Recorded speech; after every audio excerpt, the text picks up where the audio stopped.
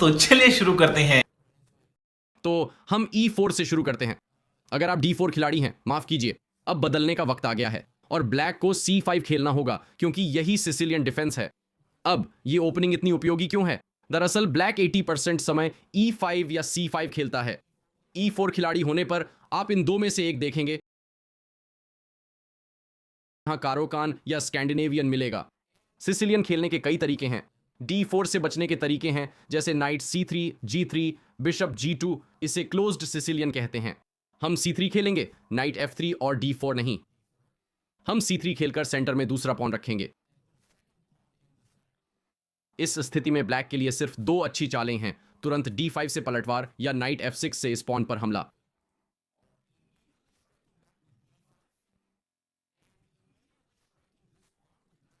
अब मैं कहूंगा और आप लोग कमेंट्स में बता सकते हैं इस ओपनिंग को खेलने के बाद आपका क्या अनुभव रहा। मेरा अनुमान है कि 1400 रेटिंग से नीचे बहुत कम लोग आपके खिलाफ इसे लगातार खेलेंगे। अगर आप 1100 के आसपास हैं तो ज्यादातर लोग यहां जाएंगे क्योंकि वे ड्रैगन सिसिलियन खेलते हैं या फिर D6 जाएंगे। इसके अलावा हर चीज के खिलाफ जैसे नाइट C6 D4 लेता है, ब्लैक को D5 खेलना होगा, क्योंकि अगर ब्लैक ऐसा नहीं करता, अगर G6 खेलता है तो आप तुरंत वह नाइट खो सकते हैं। और अगर नाइट बीच में जाता है तो आप उसे फंसा लेते हैं। वास्तव में लुडविग ने हाल ही में पॉग चैंप्स में इसी तरह मॉइस्ट क्रिटिकल को हराया था। तो F4 नाइट पर हमला करता है और नाइट बस चला जाता है। और आप जानते हैं आपको ऐसे भी गेम मिलेंगे जहां ऐसा होता है और यह अभी भी सबसे अच्छा मूव माना जाता है। लेकिन उदाहरण के लिए अगर ब्लैक D6 खेलता है और आप यहां जाते हैं तो यह कम अच्छा है। आप ऐसा नहीं करना चाहेंगे क्योंकि वे बस आपको ले लेंगे। लेकिन आप नाइट C3 विकसित करते हैं और व्हाइट पहले से ही बेहतर है। यह वह नहीं है जो एक सिसिलियन खिलाड़ी चाहता है। उनका लक्ष्य आपको दो केंद्र मोहरे नहीं देना था, शायद तीसरा भी। आप आक्रामक होकर E5 night F3, bishop D3, bishop E3 तैयार करें। याद रखें इस वीडियो का नाम है लोगों को कैसे कुचलें, है ना? तो उन्हें कुचल दें। निष्क्रिय मत खेलो, उन पर हमला करो। समझे? यह आपको आत्मविश्वास देगा, है ना? अगर वे उन दो चालों में से एक नहीं खेलते तो आप अपना दूसरा मोहरा केंद्र में रखें, नाइट्स और बिशप्स को बाहर निकालें, अंदर घुसें, केंद्र के मोहरों से हमला करें और सब अच्छा होगा। लेकिन अगर वे पलटवार करते हैं तो क्या होगा? तो हम D5 से शुरू करेंगे। आप इस मोहरे को ले लें, बस उसे ले लें और अब वे रानी से वापस लेते हैं। तो में बहुत सरल है। ले, आप नाइट F3 खेलेंगे। आप नाइट C3 नहीं खेल सकते, अपना मोहरा नहीं खा सकते, यह बुरी चाल होगी। इसलिए आप नाइट F3 खेलेंगे। मुझे नहीं पता वे कैसे विकसित होंगे, आप बाद में देखेंगे क्योंकि मैं वास्तव में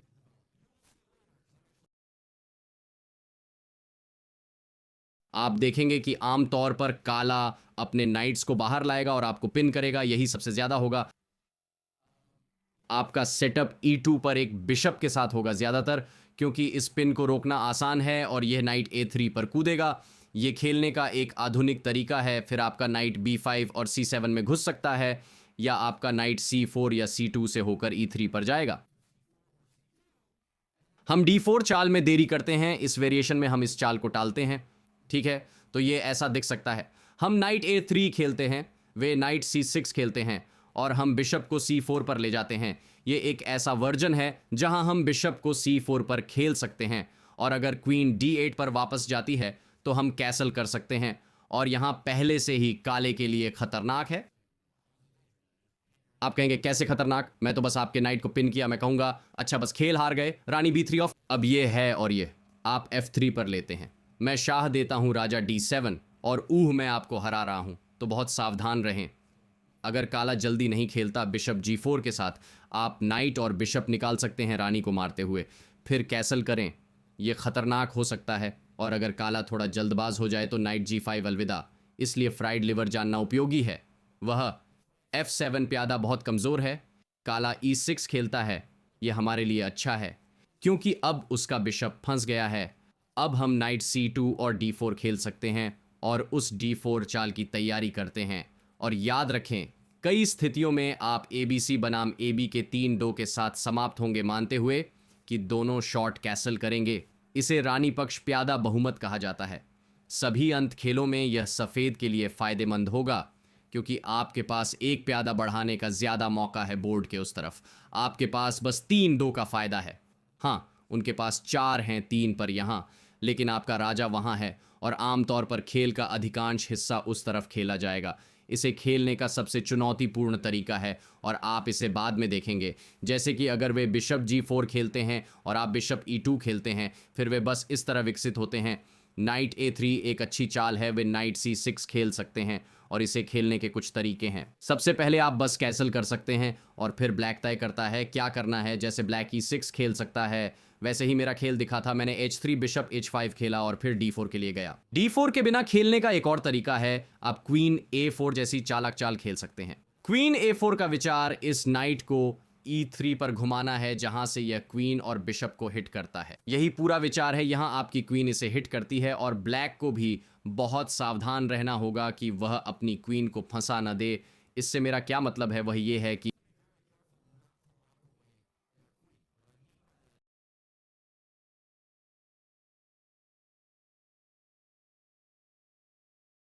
मान लीजिए आप नाइट B5 खेलते हैं, C7 पर हमला करते हैं और ब्लैक बिशप D6 खेलता है। इस तरह सोचकर आपके पास C4 है, रानी वास्तव में फंस गई है। जैसे रानी को बाहर निकलना है और कई स्थितियों में रानी वापस जाएगी। वास्तव में आप बाद में देखेंगे कि मेरा प्रतिद्वंद्वी ऐसा करता है। तो इन पदों में T4 की एक छोटी चाल है। बिंदु यह है कि जब वे लेते हैं तो आप तुरंत वापस नहीं लेते। आप नाइट B5 खेलते हैं, वहां जाने की धमकी देते हैं, वे वापस जाते हैं और फिर आप लेते हैं। ये वह स्थिति परिवर्तन है जो आप चाहते हैं। बिशप लेता है, रानी लेती है, नाइट लेता है और नाइट लेता है, और हमें वह 3 बनाम 2 मिला है। और उदाहरण के लिए आपको दिखाने के लिए कि आप इसे कैसे खेलेंगे, आप बिशप को F4 तक ले जा सकते हैं। मान लीजिए ब्लैक कैसल करता है और अब आप सोचते हैं अब क्या वास्तव में। रुक D1 B3 C4, रानी को लंबे विकर्ण पर रखें। रुक C1 शतरंज खेलें, इस तरफ विस्तार करने की कोशिश करें और याद रखें यह तब है जब ब्लैक उद्घाटन की बारूदी सुरंग से बच जाता है। यह एक तरीका है और मैंने आपको पहले ही दिखाया है। दूसरा तरीका है कि आपको D4 खेलने की जरूरत नहीं, आप क्वीन A4 या नाइट C2 खेल सकते हैं। उदाहरण के लिए E3 पर जाने की कोशिश करना, अगर वे ले लें और फिर वापस आ जाएं तो एक बिल्कुल अलग कहानी होगी। अब हमारे पास बिशप है तो हम G3 जैसा खेल सकते हैं, बिशप को वापस ला सकते हैं और D4 की चाल में देरी कर सकते हैं। अंततः हम इसे खेलेंगे, लेकिन कुछ तैयारी के साथ। यही तरीका है जिससे D5 आमतौर पर काम करता है। एक प्रतिद्वंद्वी जो क्वीन के साथ इस तरह खेलने के लिए तैयार नहीं है, दबाव में आ सकता है, जैसा मैंने पहले दिखाया। अगर वे इस बिशप G4 विचार को नहीं खेलते हैं, वैसे अगर कोई उलझन में है कि ऐसा क्यों नहीं है कि एक मोहरा जीता जा सके, वे बस वापस जाते हैं। ठीक है, बस अगर आप देख रहे थे तो मुझे लगता है लेवी को यह पसंद नहीं। क्या यह सिर्फ एक मोहरा लटका नहीं देता? नहीं देता। अब मुझे आपको नाइट F6 के बारे में बताना चाहिए। मेरे विचार से नाइट F6 ज्यादा मजेदार है क्योंकि मुझे लगता है ये एक बड़ा खतरा है। लोग नाइट F6 या तो गलती से खेलते हैं क्योंकि उन्हें यह पसंद है और वे सोचते हैं ओ ये मोहरे पर हमला करता है, और अगर वे ऐसा करते हैं तो वे इसे खेलते हैं क्योंकि उनके पास थोड़ी तैयारी है, जैसे किताब या कोर्स। पर हम इसे खिड़की से बाहर फेंक देंगे। सबसे पहले आपको नाइट पर हमला करना होगा और अब नाइट को यहां जाना होगा, क्योंकि अगर वह यहां जाता है तो आप उसे फंसा लेंगे और प्रतिद्वंद्वी को बेवकूफ़ कहेंगे। या ऐसा ना करें क्योंकि आप शायद शतरंज साइट पर म्यूट हो जाएंगे। मुझे दोष ना दें, बस कहें कि एरिक रोसेन ने ऐसा करने को कहा। तो नाइट D5 पर और अब D4 तुरंत आमतौर पर सबसे अच्छा चाल है। अब आप इसे तुरंत खेलें। काला शायद लेगा क्योंकि सच कहें तो वे कुछ ज्यादा नहीं कर सकते। अगर वे नाइट C6 खेलते हैं तो आप पहले से ही बोर्ड के केंद्र में उन्हें अभिभूत कर सकते हैं। उनका नाइट लटक जाएगा और फिर आप खेल सकते हैं। जैसे अगर वे यहां जाने की कोशिश करें तो आप C4 खेल सकते हैं। बस गड़बड़ है, आप अपना विकास पूरा करते हैं जो सिर्फ बुरी अराजकता है। D4 पर लेंगे, आप वापस नहीं लेंगे, आप नाइट F3 खेलेंगे और वास्तव में D4 खेलते समय नाइट F3 प्री मूव कर सकते हैं। शायद नहीं, क्योंकि वे यहां खेल सकते हैं, पर कौन ऐसा करेगा? क्योंकि तब वे सोचेंगे हाँ वे बहुत बुरे हैं। फिर आप उनका नाइट ले लेंगे। बुनियादी और उन्नत स्तर पर आप एक मोहरा विकसित कर रहे हैं और उन्हें एक सवाल पूछ रहे हैं। काला कई चालें खेल सकता है, ज्यादातर आपको नाइट C6 मिलेगा। काला D6 भी खेल सकता है और काला E6 भी खेल सकता है, सिर्फ E6 और D6। तो काला E6 D6 खेल सकता है नाइट C6 के बजाय। ऐसा करने पर स्थिति कुछ ऐसी दिखेगी। उदाहरण के लिए D6 पर आप बिशप को C4 पर ले जाएंगे। ये एक बहुत ही सामान्य चाल है, वे वापस घूम सकते हैं, तब हम उस पर गौर करेंगे। पर अभी अगर वे अपने नाइट को ऐसे बीच में रखते हैं, मैं सुझाव देता हूं कि D4 पर वापस लें, दबाव बनाए रखें और उदाहरण के लिए night C6 Castle's, bishop E7 और अब एक बहुत महत्वपूर्ण चाल।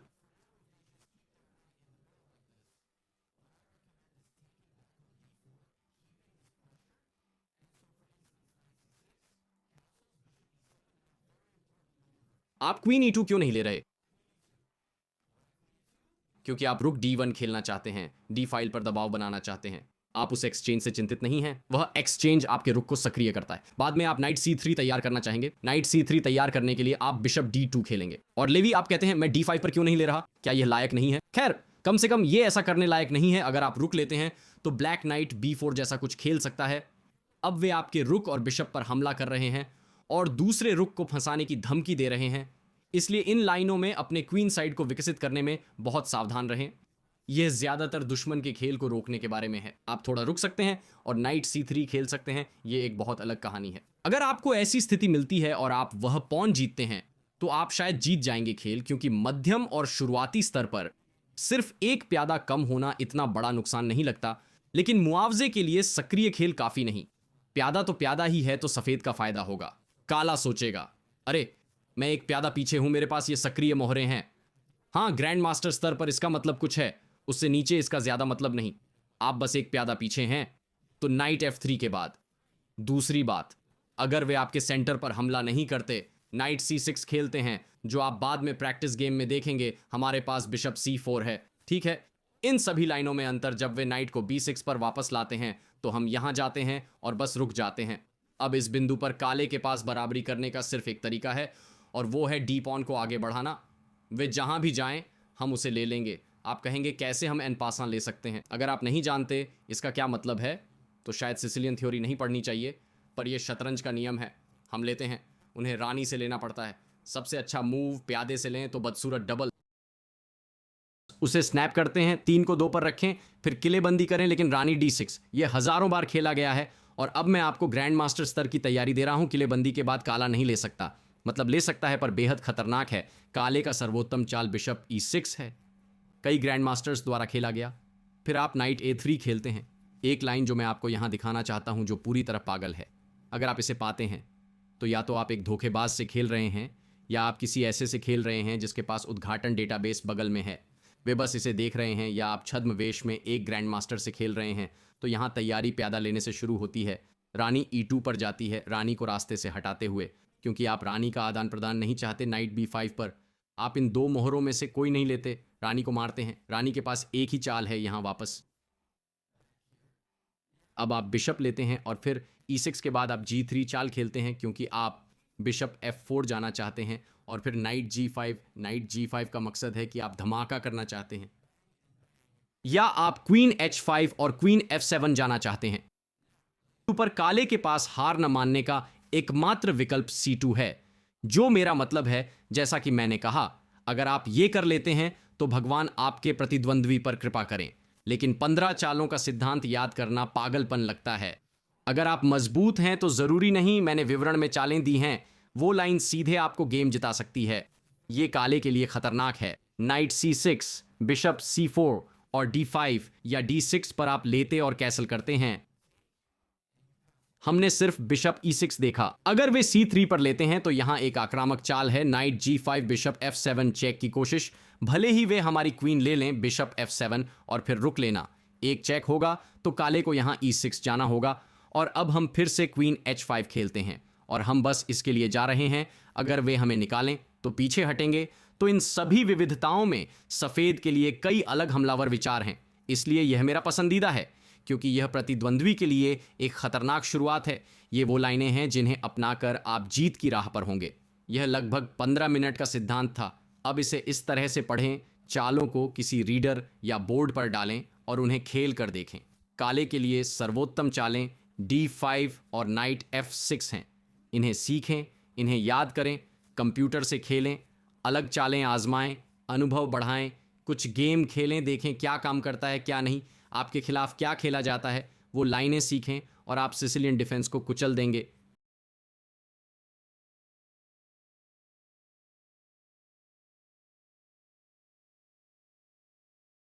और अगर तुम लोगों को ये वीडियो पसंद आई तो यार लाइक मार दो, और नहीं आई तब भी लाइक मार दो, क्योंकि फर्क नहीं पड़ता।